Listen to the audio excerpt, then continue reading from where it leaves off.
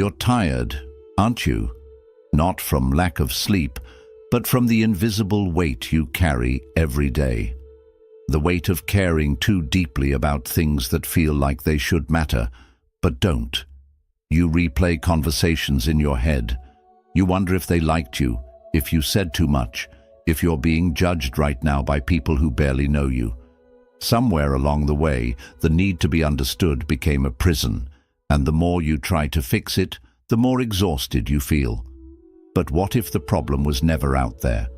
What if the storm isn't in your life, but in your mind, and it only keeps raging because you won't stop feeding it? Today, we're stepping into a truth most people spend their entire lives running from. It's uncomfortable, it's confronting, but it's also the doorway to something rare, a kind of peace that doesn't come from controlling the world around you, but from finally letting it go. So stay with me. Don't just watch, listen. Because at the end of this video, I'll share a single powerful Buddhist insight that could shift how you see your suffering and how you free yourself from it. Lesson 1. The reaction trap and the power of the pause. We often think we're tired because life is too loud, but the real exhaustion, it comes from how often we flinch internally at every opinion, every judgment, every moment that doesn't go our way. You brace yourself against the world as if it's out to harm you. But what if the real struggle isn't the world? It's your expectation that it should always feel gentle. In Buddhist teaching, the mind is compared not to a mirror, but to still water. When undisturbed, it reflects things as they truly are. But stir it with anger, pride, or fear, and everything becomes distorted. The disturbance isn't from the world, it's from within. You're not reacting to what happened, you're reacting to how it violated the story your mind was clinging to. So the question is this: why does a passing glance, a misunderstood text, or a forgotten thank you leave you spiraling? The answer isn't that the world is cruel, it's that your ego quietly insists it should be kinder, that it should agree with you, respect you, validate you.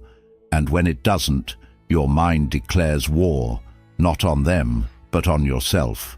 Here's where the practice begins, not with silence, but with space. What if, instead of reacting, you noticed the urge to react and just paused? That tiny moment between stimulus and response is where ancient wisdom lives. It's not weakness, it's awareness. The Buddha never asked us to be emotionless, he asked us to be free. And freedom begins when we stop letting every careless word drag us into emotional battle. You can feel anger rise without letting it speak for you. You can witness pain without becoming it. This isn't detachment out of coldness, it's detachment out of clarity, because the less you need to prove something to the world, the more at peace you are within it. So the next time you're triggered, ask not, "Who hurt me?" but, "What belief am I protecting?" Let go of the need to be understood by everyone, understand yourself instead. That's where the mirror clears, that's where the fire dies without burning, and that's where real power, quiet, grounded, lasting, begins. Lesson 2. The strings you don't see and the peace they steal.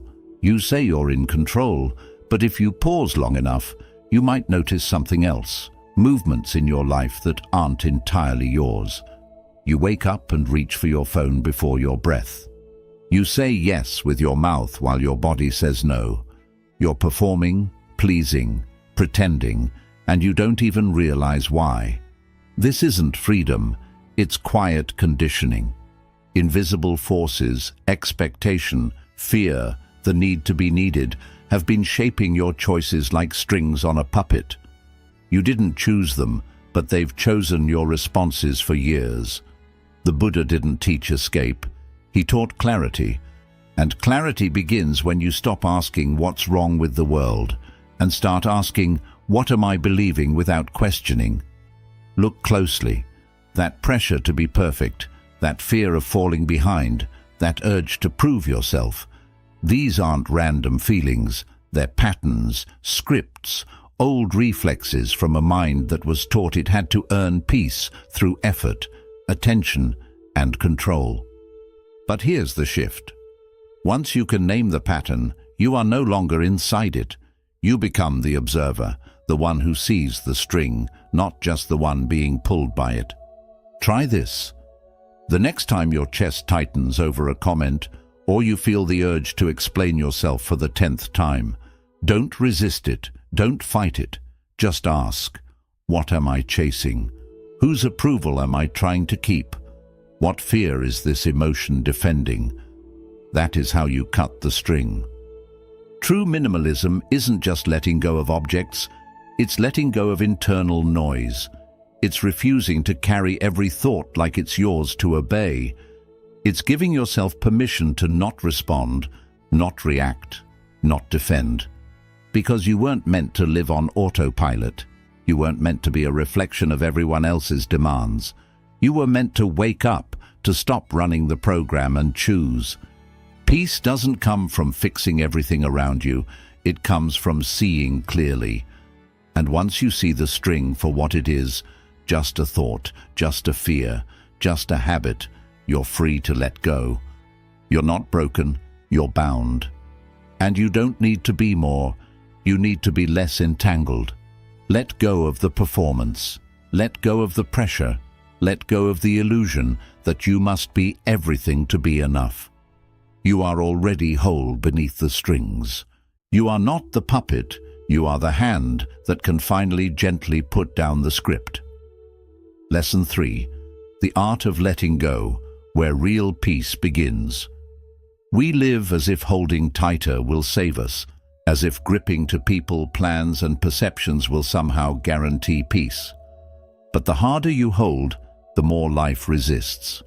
It's like trying to catch wind with closed fists. You just end up tired, tense, and empty. Have you ever wondered why you feel so drained, even when nothing dramatic is happening? It's because your mind is always clutching to outcomes you can't control, to the fear of being misunderstood, to the endless weight of needing to get it right. Buddhist wisdom doesn't promise a perfect life. It invites you to stop demanding one, because suffering isn't found in what we lose, it's born in the grip that refuses to let go. The truth is uncomfortable. You don't need to fix every misunderstanding. You don't need to prove your heart to people who've already decided who you are. You don't need to make everyone happy. That's not your burden. It never was. What if peace isn't something you earn by getting everything right, but something that naturally appears when you stop trying so hard? Imagine your mind as an open sky, and every worry, every judgment, every expectation is a balloon you're clinging to. One by one, let them go. Watch what happens. The sky doesn't collapse, it clears. Letting go doesn't mean you stop caring. It means you care wisely. It means you choose where your energy flows and what truly deserves it. You don't have to shrink your heart, only your attachments. Start with small rebellions. Don't chase every notification. Don't answer every critic. Don't explain your soul to those who only hear noise. Protect your stillness like it's sacred, because it is. Ask yourself gently, what story am I still gripping today? Who am I trying to impress? What am I afraid will happen if I just let go? The answer is not collapse. The answer is clarity. Because when the need to control dissolves, your natural state, peace, returns. Not as a reward, but as a remembering. You were never meant to carry so much. Not every burden is yours. Not every opinion is truth. And not every outcome needs your control to unfold. Let go, not out of weakness, but because your soul is tired of gripping. Let go, not to escape life, but to enter it more fully. That's the shift. And that's where peace no longer visits, it stays. Lesson 4. The shift that sets you free. There's a moment, small but powerful, when something inside you whispers, wait, maybe I'm not my thoughts, and everything begins to change. You've spent years believing every word your mind says, that you're behind, that you're not enough, that you must fix, prove, earn, chase. And so you do. You run in circles inside your own head, mistaking the noise for truth, the storm for self. But here's the shift. You are not the storm. You are the sky that holds it. In Buddhist wisdom, this is where freedom begins. Not by controlling your thoughts, but by seeing them clearly. Thoughts will come. Doubts, fears, judgments. They arrive like weather, but weather is not the sky, and thoughts are not you. Next time anxiety tightens its grip, try this. Don't say, I am anxious. Say, anxiety is present. Don't say, I'm failing. Say, the mind is telling a failure story. That one change turns chaos into clarity, because once you stop identifying with every mental twitch, you stop reacting like your life depends on it. You stop arguing with shadows. You start witnessing instead of absorbing. This is the essence of mindfulness, not silencing your thoughts, but watching them drift by, without boarding everyone like it's a train to your truth. The mind will say, they don't respect you. The mind will say, what if it all falls apart? The mind will say, you're not good enough yet. Let it speak. But don't make it your voice. You're not here to solve every thought. You're here to stop letting them run the show. Most thoughts are just echoes of fear, of memory, of stories that were never yours to carry. When you see that, they lose their grip.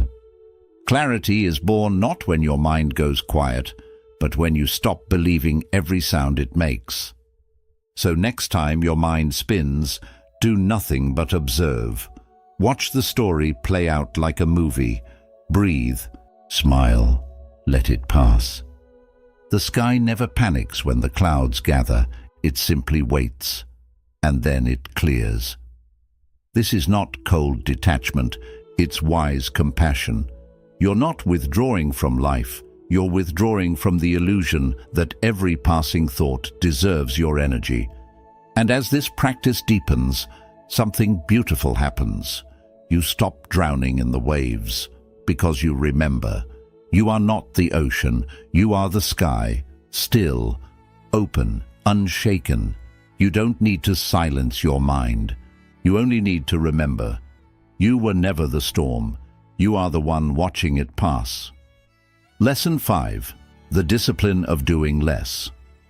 You're not exhausted because you're doing too much. You're exhausted because too much of what you're doing doesn't mean anything. Your time is being traded for tasks you don't believe in, conversations that drain your spirit, and distractions that feel urgent but leave you feeling hollow. Buddhism doesn't romanticize the hustle. It honors stillness, presence, and intentionality. The Buddha once said, better than 1,000 hollow words is one word that brings peace. The same is true for your days. One act done with full attention holds more power than a dozen half-hearted efforts. Imagine your life like a bowstring. Every responsibility, every worry, every distraction pulls on that string.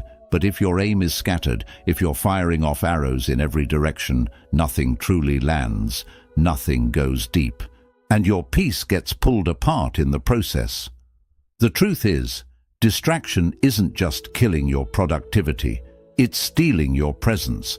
You can't fully experience the moment you're in if your mind is already rushing to the next 5.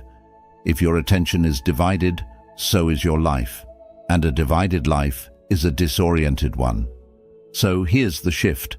What if today you only focused on 3 essential things, 3 tasks, 3 intentions, 3 places where your presence truly matters, emotionally, spiritually, practically? Let the rest fall away, because not every demand is worthy of your energy. Not every request deserves a yes. Some things are just noise in disguise. You've been taught that success means doing more, producing more, being constantly available. But real mastery isn't found in movement. It's found in meaning. It's not about checking every box. It's about showing up fully to what actually matters. Start small. That email that isn't urgent, let it wait. That phone call that drains you every time, you're allowed to skip it. That task that's on your list out of guilt, not purpose, cross it off. Reclaim your time, not by filling it, but by filtering it. Doing less isn't laziness, it's courage. The courage to say, this is where my peace lives. This is where I'll show up, and the rest, I release it. And when you begin to live that way, deliberately, selectively, calmly, the noise starts to fade. Your days get quieter, but deeper. Your actions get fewer, but more meaningful. And your mind, once scattered, starts to feel like it's finally coming home. So ask yourself, what's one thing I can remove from today, not to fall behind, but to feel aligned? What if success was never about finishing everything, but about feeling whole while doing only what truly matters? You weren't built to every task. You were built to move with clarity, to act with precision, to live like a single arrow, steady, intentional, and at peace. Do less, but do it better. Not to shrink your life, but to finally deepen it. Lesson 6. Let go of the inner drama. There's a storm inside your mind. But what if the way out isn't through control, overthinking, or analyzing every wave? What if the real freedom comes from no longer needing to fight the storm at all? Most of the suffering we carry doesn't come from what's happening. It comes from the story we tell ourselves about it. A short message, a delayed response, a glance, and suddenly your mind builds a whole narrative. They're upset. I did something wrong. I need to fix this. But stop and ask yourself, did anything actually happen? Or did your thoughts just spin a fiction and you believed it? You see, your mind is a storyteller. It's constantly casting you in roles. The one to blame, the one to fix, the one who's not enough. And if you're not careful, you'll live in those roles, responding to problems that don't exist, fighting battles that were never real, exhausting yourself over nothing. Buddhism teaches us something radical. You don't have to engage with every thought. You don't have to believe every feeling. You can simply watch, like the sky watches the clouds, like the ocean watches the waves. The next time your mind starts spinning, pause. Don't react. Don't solve. Don't feed the drama with more thinking. Just step back and observe. Ask yourself gently, is this real, or is this just a mental movie I'm watching? That one question can create space, and space is everything. In that space, you reclaim your peace. You shift from being the actor trapped in the script to the quiet witness who doesn't need to participate. You don't have to fix everything to be okay. You don't need the world to align with your expectations to feel grounded. In fact, the moment you stop needing it to, your peace becomes unshakable. Here's your practice. Let go of one inner drama today. Just one, the loudest one. The one that's stealing your attention. Let it play without reacting. Watch it without joining the story. You'll be surprised how quickly it loses power when you stop giving it energy. Because sometimes the strongest choice isn't to fix the thought or resist the emotion. Sometimes the strength is in doing nothing at all, just standing still and letting it pass. You are not the chaos. You are the space around it. You don't have to silence the storm. You just have to stop standing in the rain. Lesson 7. Stay open. When pain arrives, our first instinct is to close. We retreat, tighten, brace, convinced that protecting ourselves means surviving. But here's the uncomfortable truth. Real healing doesn't happen behind walls. It happens when you stay open, especially when it's hardest. The heart, like a flower, doesn't bloom by avoiding storms. It grows through them. And Buddhism offers us a powerful but difficult truth. We only suffer because we cling. Cling to comfort, to control, to how we think things should be. But clinging often wears a clever disguise. It shows up as shutting down, as guarding ourselves, as pretending we don't care. Think back to a time you were hurt, not physically, but emotionally or spiritually. Did you close off? Did you pull back, shut others out, numb the pain just to cope? That's human. But it's also where deeper suffering begins. Because what we resist persists. What if the real strength isn't found in armor, but in softness, in choosing to stay emotionally present even when it stings? This isn't about being naive. It's not about tolerating abuse or letting people walk all over you. It's about remaining human, even in pain, when everything in you wants to shut down. When you feel that tightness in your chest. Pause. Breathe. Don't run from it. Don't numb it. Ask yourself gently, what am I closing right now, and why? Is it fear? Is it shame? Is it protection? Or just habit? Then, without forcing anything, breathe into that space. Let it soften just a little, not because the pain is gone, but because you've stopped resisting it. And in that moment, you've reclaimed your power. You see, shutting down doesn't actually protect you. It just traps you. Inside old stories, recycled emotions, and walls that become cages. Staying open is what allows the pain to pass through, instead of take root. It's what prevents discomfort from becoming identity. So here's your quiet practice. Next time life stings, don't collapse. Stay. Breathe. Notice what closes and gently ask it to loosen. When you're offended, soften. When expectations aren't met, remain present. When fear knocks, open the door and realize it's just a messenger, not a master. Emotional resilience isn't about being unshakable. It's about choosing to stay soft, even when it hurts. And that softness is powerful. It tells your nervous system, I am safe. I don't have to shut down. That's not weakness, it's wisdom. It's a strength so rare, it almost looks like surrender. But it's not surrender to pain. It's surrender to truth. So, ask yourself now, where in your life have you hardened?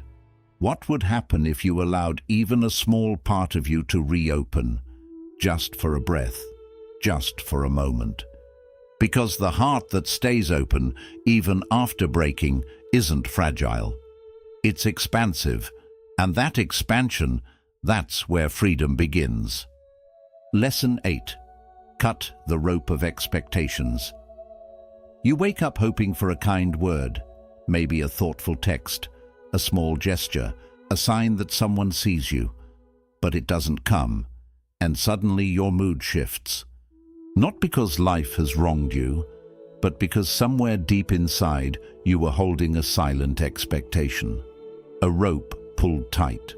Expectations are invisible threads we wrap around people, moments, even ourselves, hoping they'll hold everything together, but more often than not, they quietly strangle our peace. Buddhism teaches that attachment is the root of suffering, and expectations, they're just polished attachments, wrapped in the belief that life should unfold on your terms. But here's the truth. It's not the event that hurts. It's the story, the one where your friend should have remembered, the one where your partner should have responded differently, the one where life was supposed to reward you by now. But life isn't a play you get to direct. It's unscripted, untamed, unfolding. And the more you try to force the narrative, the more you suffer through every unscripted scene. So ask yourself, who are you silently waiting on right now? Who do you expect to reach out, to change, to say something that finally makes it right? What weight are you carrying simply because the world hasn't lived up to your internal script? Imagine you're standing on the edge of a cliff, clutching a rope. On the other side is a heavy rock labeled how things are supposed to be. Your hands are hurting and bleeding from holding on. Still, you keep telling yourself that if you just hold tighter, maybe it will hurt less. But the truth? Real freedom comes from letting go. What if, just for today, you let go of one single expectation? What if you stopped needing your job to show your value, your partner to understand you without words, your past to change itself? Letting go doesn't mean you're giving up. It means accepting what is instead of what you believe should be. And that change, it's not a weakness, it's wisdom, it's emotional freedom. So next time stress rises, when you feel that pinch of disappointment, pause, take a breath. Ask yourself kindly, what rope am I holding right now? Can I let it go? Not for others, but for myself. Because each rope you release is one less knot tied around your peace. Here's a quiet truth that most people never say out loud. Peace doesn't come when everything goes perfectly. It comes when you stop expecting that it must. Say this with me now. This moment is enough. I am enough. They are enough, just the way they are. And maybe, just maybe, the rope you let go of today is the same one that's been blocking your joy for far too long. Reclaim your attention.